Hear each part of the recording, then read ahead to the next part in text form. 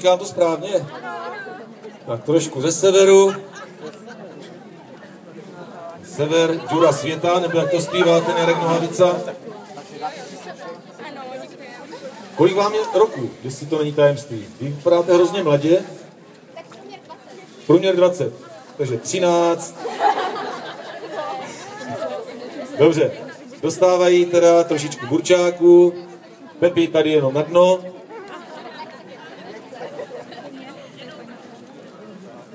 Jak jste na to? Co ty nohy?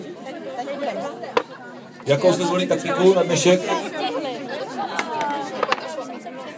Výborně, od toho jste tady. Takže vzhůru do lisu.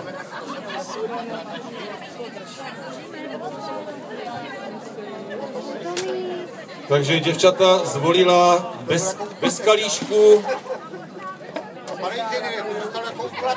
bez náramku, než se to ztratí, Karle.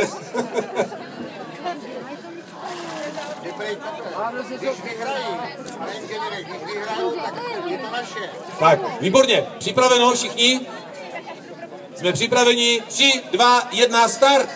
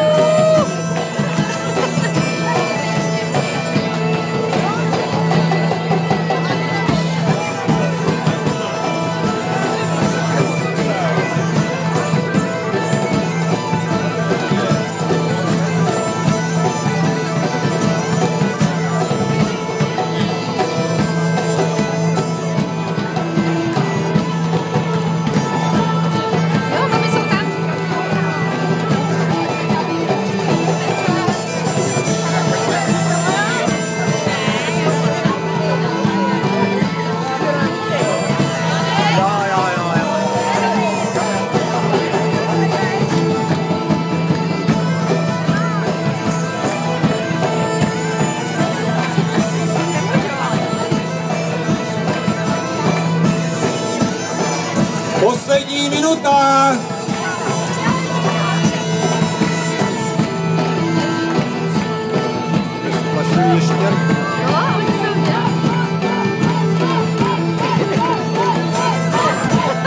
Oni jsou nejmladší, nejsou?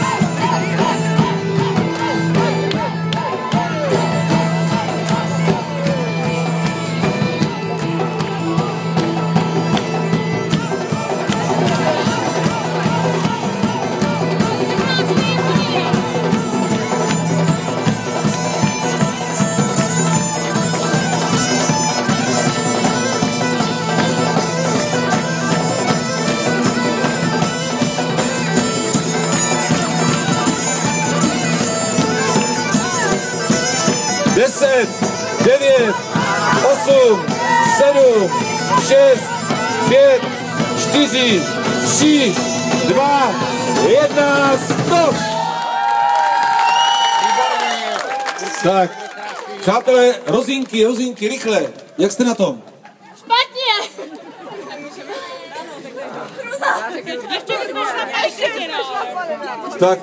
Takové mládí. A ona už nemůže. Celý život před sebou. Takže uvidíme, kolik tam bude cukru. Muší váha, no my to budeme muset asi rozstřídit do budoucna. Nebudeme.